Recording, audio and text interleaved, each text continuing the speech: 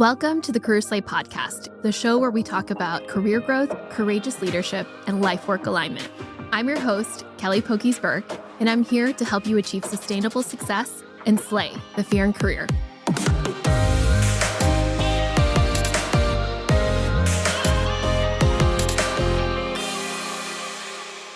Dr. Allison Alford is a clinical associate professor in the Department of Information Systems and Business Analytics at Baylor University. Allison has 17 years' experience teaching university courses, and her specialties are value propositions, conflict resolution techniques, teamwork, meeting facilitation, and people skills for leaders. She owns the coaching and consulting firm Good Talk Communication Consulting and believes anyone can improve their communication skills with effort and energy. Allison's research and publications are focused on the topics of women, adult daughtering, work-family balance, and invisible labor, which she explores in her podcast Hello Mother, Hello Daughter, and her book Good Daughtering. Allison, welcome to Career Slay. Thanks so much. I'm glad to be here. I'm super excited to have you, and we've got such a special history and relationship because I am now a coach, but you were my very first coach, and you were the one who introduced me to coaching and executive coaching way back when I was in business school. So I'm really excited to bring you onto the show and us have a wonderful dialogue about what you're up to in your career. So the tables have turned where I get to ask you the questions. I love it. I always love our conversations. We always explore new depths and figure out new things. And of course, we just have a good time chatting. So I'm glad to be here. I'm so excited. All right, so let's start from the beginning. Tell me, what was your childhood like and what were you like as a kid? Well, gosh, that's such a big question, but I really had such a fantastic childhood that love to talk about it. I was raised here in Texas, but my childhood was full of reading and talking, lots and lots and lots of talking in a family of mostly women. Obviously, there were guys around, but there were just a lot of daughters and aunts and grandmothers. So we always did a lot of talking about talking. And my mom while I was a child, she was a marriage and family therapist. So I also learned early on to observe relationships and to be curious about maybe things that were going on behind the scenes, or thinking not everything is at face value. At the same time, I also grew up in the South. So I feel like I was taught a lot about how to hostess, how to think about people, take care of people, at least conversationally, if not also in my home and in my space. And I think that led to a bit of what I call being the cruise director. I find myself when I'm like having conversations with people, trying to think, was everybody comfortable? Did everybody get to talk? Oh, let me ask a question of this person. And I think that's a bit of curiosity about people and a bit of Southern charm kind of coming together and coalescing. That's so funny. The cruise director, if you've ever been on a cruise, I'd have this visual of a person who's like, all right, over here for pickleball, and then we're going to do the Macarena on this side. And so that knowing you, that makes total sense. So this love of curiosity that you had, how did that manifest when you decided what to study in school? Yeah, at the beginning, when I went to college, at the beginning, I was pretty lost directionally. What do I want to do? What do I want to study? I started out thinking I was going to go to business school, and then decided, no, I really had a love of languages, and I was learning French in high school.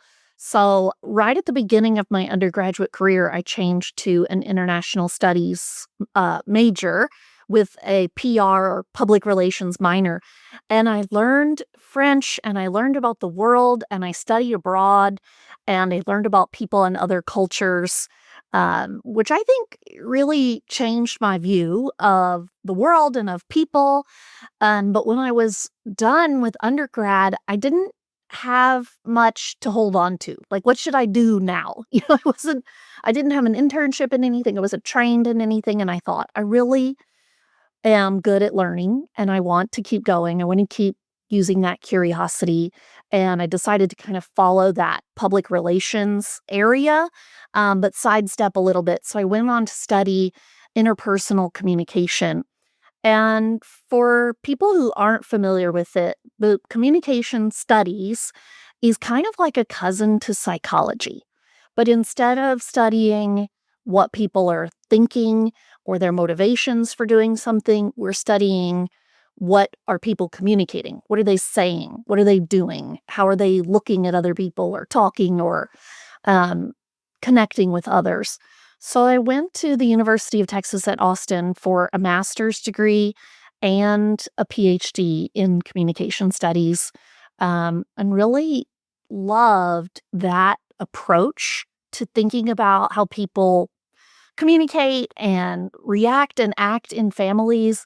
And so I ended up going forward with a teaching career where I got to stay immersed in that, but I got to talk to other people about those topics all the time. So, did you always know you wanted to be an academic, or was it just this like insatiable curiosity that led to this path? I will say that I have, or my mom kept this drawing that I did when I was a child where I put that I wanted to have a PhD and I was a little girl. Like it's like a crayon type drawing. I will say that I didn't really know what it meant to get a PhD when I was younger until I got into school and I really learned, what people who go get a PhD do is they do a lot of thinking. You do a lot of reading, you do a lot of thinking, and you're thinking what has been studied, what is known, what is not known, what do we still need to understand about human behavior? And if I wanted to understand that, how would I seek out that knowledge? And then you create, whether it's through experiments or by going out and observing people or asking people questions, you find ways to get that knowledge. I really have always felt like I was able to find my footing in the academic world, whether I was top of my class or I just never gave up. I just kept going and feeling like that was a world where I belonged. Wow, that's incredible. And so tell us more about the journey to obtaining your PhD because it's a rigorous process, right? It's Yeah. like many, many years of thinking and researching and studying. So, what was that like for you? Yeah. So I did 4 years of undergrad, and then I did 2 years of a master's of arts, and then I did another 4 years of a PhD. And the process of getting a PhD starts with taking classes on various topics, and you read about these different areas. And so I needed to learn about whether it was dating couples or how to do the research methods or conflict resolution. And so some of it was topics, and some of it you're learning how to do research. And you take a few years of classes. And then while you're doing that, as a PhD student, you're also working on projects with your professors where they're doing their own experiments and their surveys and interviews, and you are assisting them. And the thing is, that was, I think, especially interesting for my career. And when I was there as a student, I was already a mom. So I did my master's degree, but then I took 7 years off and I had 2 kids and got married. And so when I went back to get my PhD, I started my PhD with a 4-year-old and a 2-year-old. Oh, And wow. I'll tell you that at least partially that was because I was not good at being a stay-at-home mom. And this was over a decade ago. And I didn't feel like I don't think we had the same gig economy and the same outlets for working from home that smart, capable women do now. But I knew that I needed something else. I knew I needed something more, and I had long had that dream. And, I think that the key to getting through graduate school for me, for getting through a PhD, is that I just decided not to stop. I Mm. knew that I wasn't the smartest person there.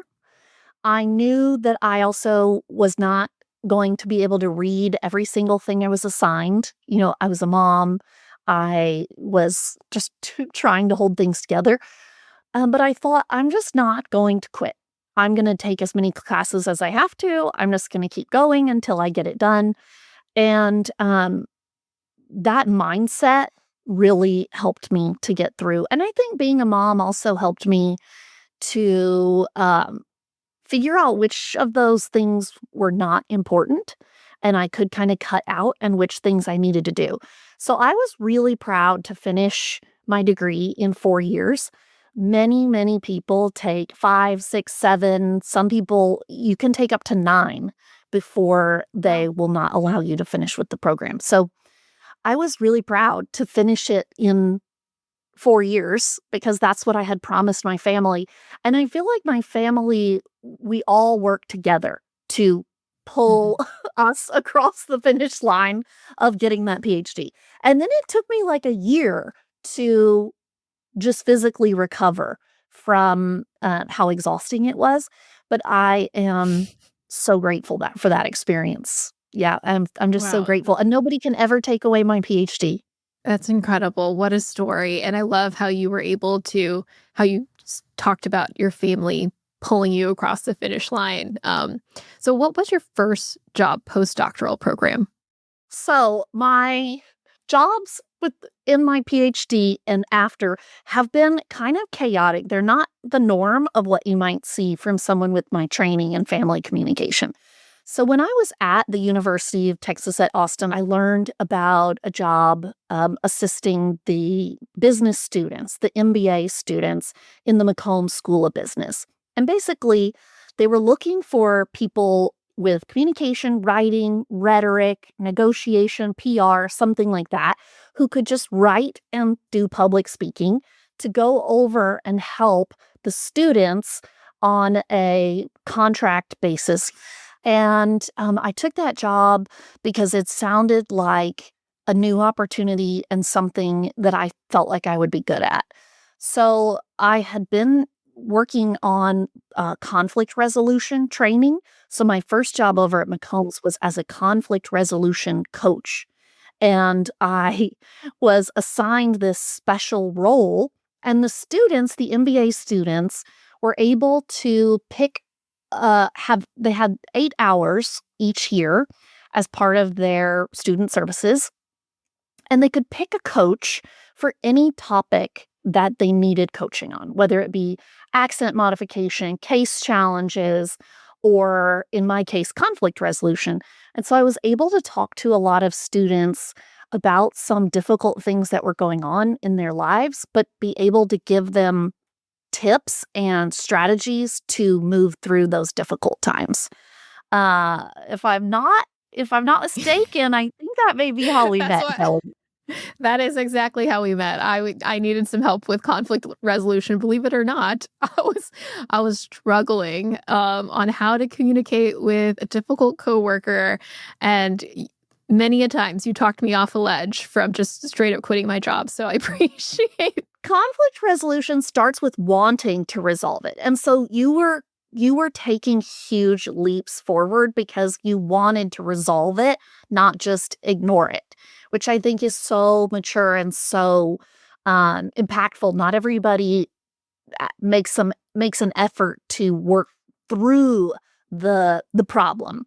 So basically I was doing that while I was getting my PhD, and I finished my PhD, and I did not have a job. So when I was finishing the last semester of my PhD, I told my husband, I can't finish my dissertation and look for a job because the academic job market is very, very time consuming, where, an interview could be 3 days, 3 full days, because you travel, you do meals, you do a full day, you travel again. And I also said to him, if I'm going to finish my PhD, I can't do the dishes or the laundry.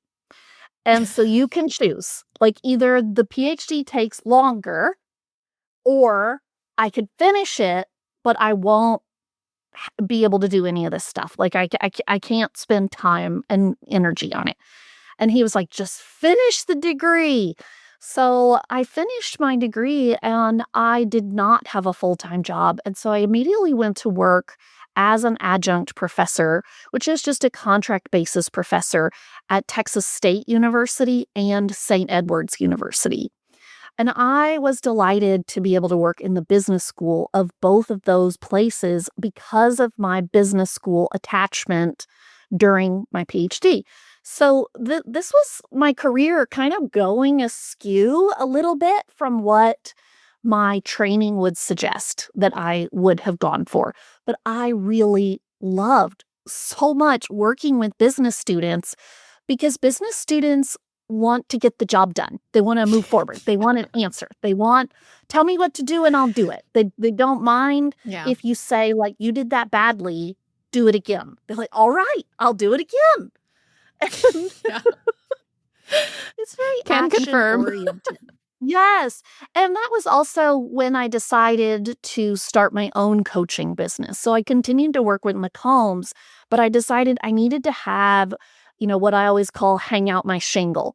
I needed to put a sign out there that was like open for business for coaching in other places or in other ways. And I did get some contracts and some accounts with clients where I was able to help teams of people with conflict resolution and negotiation. And it was just so rewarding. So as I was on the job market looking for a full-time professor job, all wisdom would say, you have a master's degree and a PhD in communication. Go be a professor in family communication.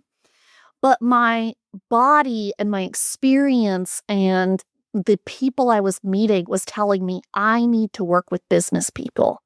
I need to stay in this practical area.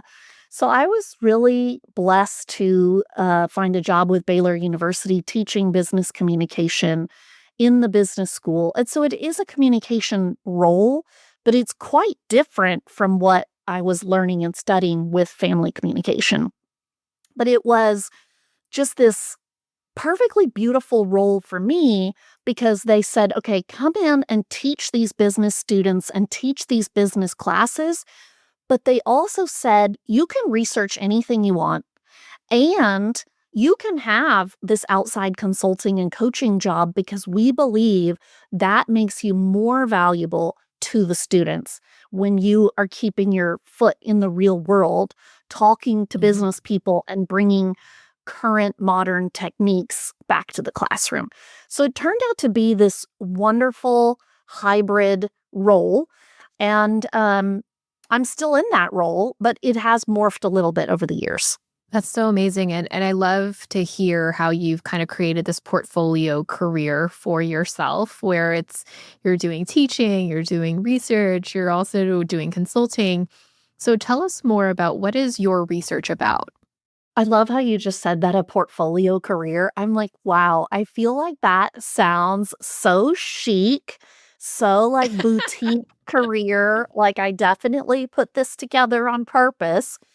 Um, but I really feel so lucky to be in this spot. And I'm not sure that I would have been able to stay in a career at a university as long as I have if I didn't have the flexibility that I have, which is to do different teaching, to do different projects, consulting, speaking, reading, researching, writing. But the coolest part is that my workplace considers all of that as professional development, that those are things that I'm doing to make myself better in the classroom, not distracting away.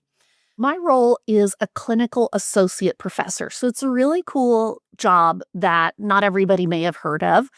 My role is so cool because I'm tasked with doing teaching, but I am also tasked with doing research in my area of training, which is communication. And so I'm also given space in my schedule to do that. And I'm also rewarded for when I see outcomes, when I'm able to produce research. So for the past more than a decade, I've continued the research that came from my dissertation. And that is exploring daughtering. Daughtering is what I call the work or the role of adult daughters in relationship with their parent. And so if we think about other words, we might think about if you're in a marriage, being married is work. You have to work to stay married. You have to, Sure is.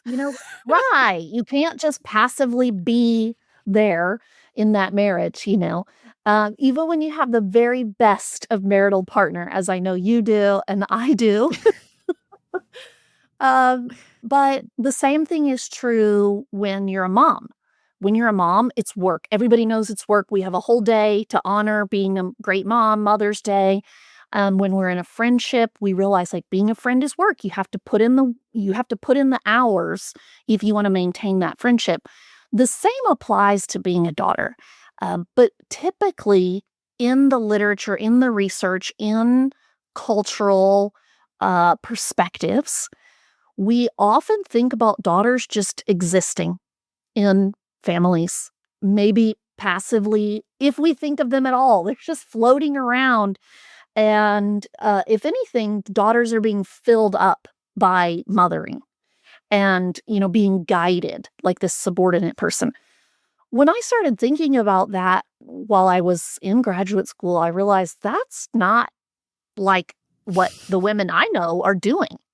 The women I know, and including me, are making effortful contributions to our families. We want to be in that family. We want our parent to be happy. We want to keep everybody connected. We have our hands in that, moving pieces around. And so I started thinking about, well, how could we reset this narrative? Well, you can't reset the narrative until you find out, like, is it true? Mhm. And so first I had to go out there and do some studies where I asked women, what are you doing? What does a daughter do? Is daughtering hard? Is daughtering something you like? And when I started doing that research, the first thing I realized is women had no vocabulary or language to talk about what it is we're doing. So Mm. when the women sat down and started talking to me, the first thing that they would say is, my mom does this, my mom does that, I love my mom, blah, blah, blah. And they would talk about their mom, and they just struggled to notice their own behaviors. But if I really kind of pulled it out or teased it out or pointed at it, they were like, yeah, I'm doing this and I'm doing this and I'm doing this. And they would get there, but it wasn't a comfort level, exploring how to have agency within the mother-daughter relationship or the daughter-parent relationship. So that's what I started doing more and more research and writing on.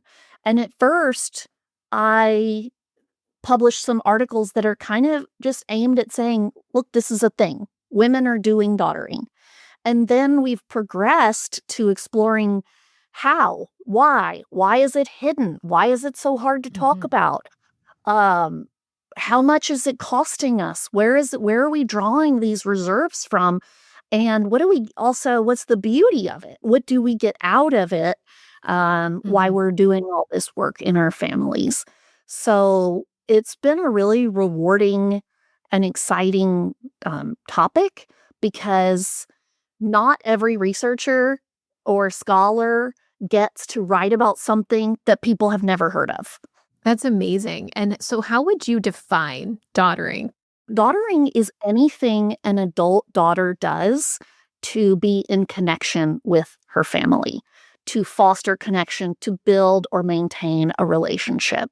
So daughtering, in my view, can be best understood in four categories. And so daughtering comes in tasks, it comes in emotion, it comes in cognition, and identity. So what that means is that daughtering tasks are stuff that I do for my parent. Maybe I bake them a casserole and I take it over there. Or I go over to my mom's house and she's like, my Netflix is not working. Will you fix that? Yeah. And so I do a Yeah. task, right? Or when I go to Thanksgiving dinner, I'm like, I'll bring the special family dish. I know that you weren't able to get to it this year, Mom, because your back hurts or something. I'll do it. So that's tasks. The second way is through emotions. Daughters are doing a lot of emotion work and emotion management to try to, whether you think of it as keeping the peace or trying to keep people engaged, trying to not make somebody get ticked off and angry. I often like to say that one of the main things I do as a daughter is know when to keep my mouth shut because I don't want to upset my mom or dad. And so we're doing a lot with our emotions, and we're like kind of spreading that as an emotional blanket over the family to kind of keep everybody gelled together.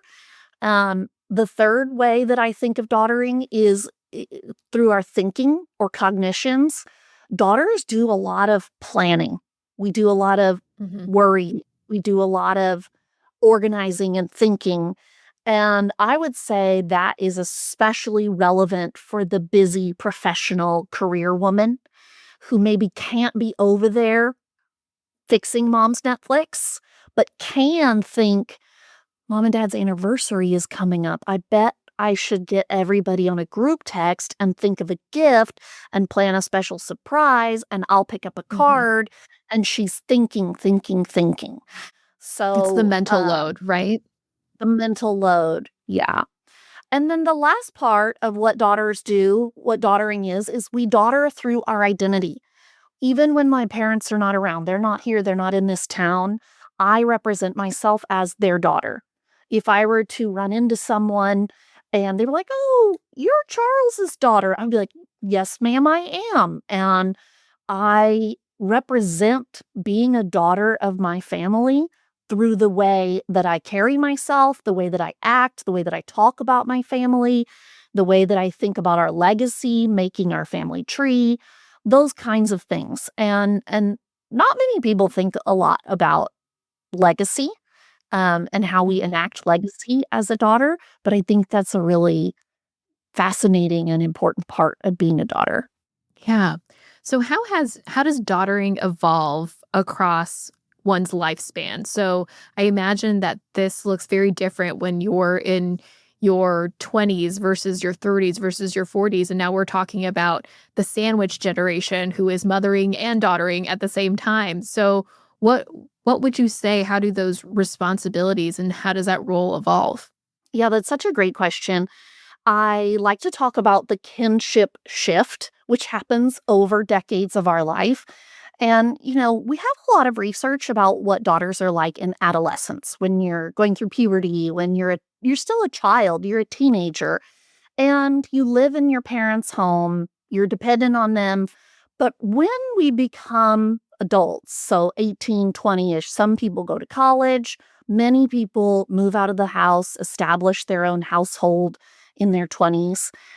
That's a really special time between an adult daughter and her parent where we have what's called mutuality, meaning we are independent, but we're not distant or cold. We're still connected, but I don't have to depend upon my parent for money, and they don't need to depend upon me for any form of care either. And we live through this level of mutuality often through our 20s, 30s, 40s, maybe even 50s. Now, of course, things change in our lives in those decades as we move away from home, change jobs, have more or less money, or a parent has more or less money. We add partners, we have kids. And so it really does, the context is different for every kind of daughter. But as we continue that shift over a lifetime, the parent is always going to be older and the daughter's always going to be younger. And so we're both aging. But I think what's really critical is that we think about as our parents move towards becoming elders, there tends to be some language that we use that I think causes confusion. And that's when people say, now I'm mothering my mother. Or now I'm the parent. Now I'm parenting. The other thing that it does is it holds us back from really discussing what we mean in daughtering and what we feel like changes as we become older daughters. And I like to think of that as daughtering plus plus. Our daughtering doesn't become mothering. We're not going to mother our mother or mother our father. We're going to daughter them, but our daughtering will get bigger. It will expand. It will become different. We will do different things. And so that shift is happening in each generation over a lifespan, and it's natural, but it's not always comfortable. And so it's really important that we stop and take stock of where we're at. Because if we just think in our minds of ourselves as a teenager and our parent, and then we just think we're going to go like this across the lifespan, and stay in that static place, then we kind of fail to allow ourselves to change and to allow our parent to change.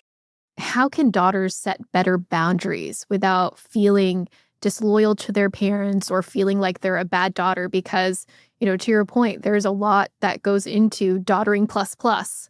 And then you're also at times, if you have kids, still mothering your own kids. So what advice would you give on how to set better boundaries? What's really important is that we think about how much daughtering am I doing? Let me calibrate it and think about some of these hidden aspects of daughtering I wasn't really counting. I didn't notice that I was doing, and how that thinking or planning is taking up my resources. And once I've thought about it and calibrated it, then I get to decide, do I like where I'm at, or do I want to change it? Do I want to do more of something? Do I want to do less of something? What is it that I want to do? And we have to give ourselves permission to do that. So I think it becomes easier to give ourselves permission to alter our daughtering when we notice we're actually doing so much daughtering already. So one of the things that I really like about my book is there's a lot of activities inside that help women decide, okay, if I want to change, how do I change? And so there's some guided conversations in there. I think that having conversations with your siblings, your partner, your parent, if that's safe, and kind of talking out, like, what do you expect from me? Sometimes they don't even expect a lot from us, and we were just making that up. We were making up the goalpost. But the key is, if you're ready to put boundaries in place and you need to make your daughtering a little bit different, you can do that by communicating what it is that you want, what it is that you see, what it is you'd like to try, and getting that on the record with members of your support team, with your parent. And it also comes from giving yourself being willing to reward yourself and say, I'm okay if I pull back on this form of daughtering because I already recognize I'm doing enough, I'm good enough, I'm okay. And then we can let ourselves have a little bit of break in some of these spaces. Tell us more about the book and tell us what impact you hope to have by releasing this message into the world. I am thrilled to announce a book. It's called Good Daughtering, and it's out in February 2026. You can pre-order it now, or you can go get a copy once it's out. This is a book for anyone who knows a daughter, loves a daughter, is a daughter, has a daughter, is married to a daughter. It's really a book about helping women feel seen and seeing that the work that we do really matters. What I've discovered in my conversations with hundreds of women is that it's not like daughters are saying, this is terrible, I want to stop doing this.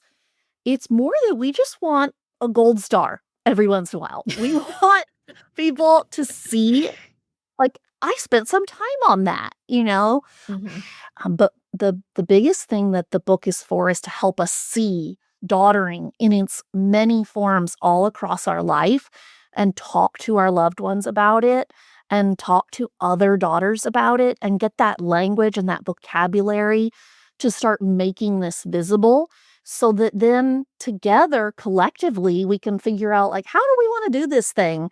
So every chapter of the book has activities for you to work through your own thinking on the topic, your own considerations, and then there are activities for you to make changes. Maybe write a mission statement. Maybe have a conversation with someone. Maybe make a plan for a brighter future. And I think that it's exciting to me to think about this book in the world because all I have ever wanted is to help women have better relationships, have better lives. And I also, I grew up with a great mom and I love her so much and she is fantastic, but that did not allow us to escape challenges. It's still hairy, it's still complex, it's still hard. So even when somebody says, I love my mom and I have a great relationship, it's not perfect. It is got a lot of things that we still continue to hammer out. So I want women to feel like we're in this together. Most of us are somewhere in that middle space of like pretty good to not too bad. That's where we're at with our mom or dad. And if we can get some tools to just talk to each other about it and feel seen, that will make a difference. And if we can get me saying it's okay to pull back, it's okay to change it, it's okay to honor your own well-being while you're in these difficult seasons of life, then that's who I want to be. I want to be the permission giver who says, please take care of yourself. Wow. Yeah. When you said we just want a gold star, I thought about like, oh, it's like being the group leader in a project and nobody is like pulling their weight and you're just like doing all of the work. So I totally related to that. But speaking of kind of the working professional environment, how does daughtering impact working professionals? Because what we're talking about is a responsibility and a duty that is outside of our 9 to 5s, but we spend so much time at work. So how does it impact us there? And what is the leadership imperative to support daughters? There's so many important things to say when it comes to working professionals, but one I want to start with is one of the reasons that I love talking about daughters is because every woman is a daughter. Not every woman is a mother. Not every woman is a spouse. Not every woman is a sibling, but every woman is a daughter. So how does this impact us in the workplace, in the career marketplace? Well, first of all, there is, I think, an interesting way to think about workplace, work-life balance, home balance is to think about shift work. And so we have first shift, second shift, and third shift work. And our first shift would be our day job, the stuff we go to work and do. And while we're there, our 9 to 5, we've got to do the things we are being paid to do, okay? Our second shift work is when we come home and we've got to take out the trash, make dinner, clean the gutters. And if you're a mom or a spouse, you have some mom duties to do. You got a diaper to change. You've got a daycare bill to pay. And if you're a partner, you have some partner responsibilities to, listen and support, encourage, plan together, etc. Our third shift of work is where we are responsible for our communities as neighbors, as daughters, as extended family members. And the reason that this impacts women more than men is because men are not really expected to do nearly as much third shift work. Let's face it, men also don't do as much second shift work, okay? And that is changing. So we're not here to trash the men. It's changing over time. But the truth is that the expectation is just so much lower for what men will do in their home life and in their community life or extended family life. And that makes us vulnerable in our 9 to 5 because we're not our full, robust selves because we're subdivided. So even in our 9 to 5, our thinking, it can be distracted. We can field calls, texts, whatever from family members all day long. Uncle Freddie is arguing with Aunt Susie, and for some reason we're involved in that. And, you know, and somebody's texting you about like, what outfits are we going to wear to the family picture next weekend? Yeah. And our brains are divided. And, um, and I think the part that makes us vulnerable is if we don't realize how those things drain and divide us and how they pinch our time and energy and how they're doing that. That's happening more to women than it is to men. So if we're sitting in a conference room and it's half men and half women, and the men are able to have undivided attention on the career topic at hand, and the women have divided attention because of their other roles and their other shift work, then we could see how that could be detrimental to women's success in the workplace. So what can we do?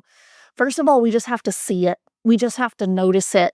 And if our family life is causing us resource drain, then we have to put boundaries on it. Good fences make good neighbors.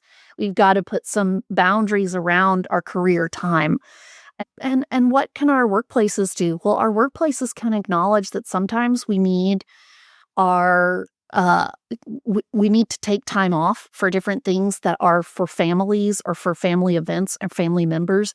And those are just as valid as mothering responsibilities or partner responsibilities. So if I would take off work for my husband to get a knee replacement, then maybe, I need to take off work for my dad to get a knee replacement, even though they might think, your dad, can't he get a nurse or whatever?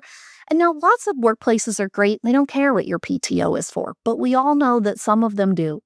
They judge what you take your PTO for. They're judgy. They don't think like, oh, your mom's visiting from out of town. That's not a valid reason to take a day off. And so workplaces can be more clear about what's allowable for women to use our PTO for extended family time on, and for understanding how daughters' reserves are distributed across the family, which ultimately impacts our society for the better. Yeah, I love what you said about kind of framing it as a third shift, because I have definitely heard the second shift, but never really, you don't even think about the third shift because it is just something you do and it's not necessarily something you carve out time for. But then the implication of that being that your attention is divided when you are in the workspace and you're maybe not showing up fully focused on everything. What would you say makes for a fulfilling career? How does someone find fulfillment and meaning in their career? Oh, that is pretty deep. I think that there are so many ways to determine what's fulfilling. And I think that for me, there's an evaluation of, as I'm doing my little life, am I also building something that I think helps society, that adds to rather than detracts from society? And so as a professor, I have always felt like even if I'm just doing a Scantron and doing a little quiz and I'm like partially this material, like who cares? But in general, in the bigger sense, I've always felt like I am part of knowledge creation, that I am part of a, eons of a process of learning and being tested and evaluated, and iron sharpens iron. And that if I help people grow into thinkers, then that thinking will never serve them poorly. It will always serve them well. So my work, even if the tiny little quiz I'm doing today isn't necessarily essential that they remember these words or this thing, it's part of the process of forming thinkers and building knowledge. And so for me, that's how I find meaning in my work, is I determine if the thing I'm doing today is building the world. So looking back, what advice would you give your 20-year-old self? I would tell my 20-year-old self to enjoy the moment. I have always been running straight forward. And the moment something's checked, I've got a list. And the moment something's checked off the list, it's dead to me. It's behind me. It's gone. And I'm really working now in my 40s at appreciating more the moment and being like, good job. And even telling my friends things, calling somebody and saying, guess what? I was on Kelly's podcast today. And then letting them celebrate with me and I celebrate with them, and not feeling like I couldn't brag on myself or stop and celebrate or be proud of those things. And I was just running ahead. And I think competitive hustle culture in our world kind of it puts smart women especially in that zone where you're just chasing something. And I really I would recommend to my 20-year-old self, and I'd recommend to your listeners to focus on enoughness. I am enough already. Great job, me, for that thing that I just did. I'm a good daughter. I'm a good worker. I am a fulfilled person. And even if you just stay in that mindfulness for 20 seconds, it matters. It really matters. Wow, that's so beautiful. If you had to sum up your career in 3 words, what would those be? Oh, I like to encourage my students to always have 3 keywords that they can tell about themselves, whether it's trying to talk to a new employer or whether it's that they're trying to tell their current employer, here's what I did this year. And you should always be able to describe kind of your brand in 3 words. And so I'll share my 3 words that I think also sum up my career. And that's relationships, innovation, and energy. And those 3 things have been hallmarks of my career, but they're also pillars of who I want to continue to be. Someone who's focused on building relationships, someone who's always seeking and excited about new innovations, and someone who isn't embarrassed to bring the energy to the table for those things that I'm running after. Well, Allison, you have been such an amazing conversationalist, and you bring that cruise director energy to every conversation that we have. And even when I don't want to do something, it's just something about your energy and your guidance that gets me, up on that dance floor doing the disco boogie. But thank you so much for being on the podcast and sharing your story. I know that your work on daughtering and your book, Good Daughtering, is going to be transformational. I love you so much, Kelly. You are amazing. And I am so glad that you put your light out into the world and you help people. And if they haven't had coaching with you yet, they have got to get on that, because you're just a phenomenal cheerleader and connector. So I'm really glad to know you. Thank you so much. I appreciate that. The Career Slay podcast is a co-production of Career Slay and Weld Reply. This episode was produced by Asia Lane and Michael Burke, with editing by Jared Atkins and Michael Burke. If you like the show, subscribe and leave us a rating on Apple Podcasts or Spotify. And if you're ready to level up, pivot, or lead with confidence, book a coaching discovery call with me at careerslay.com.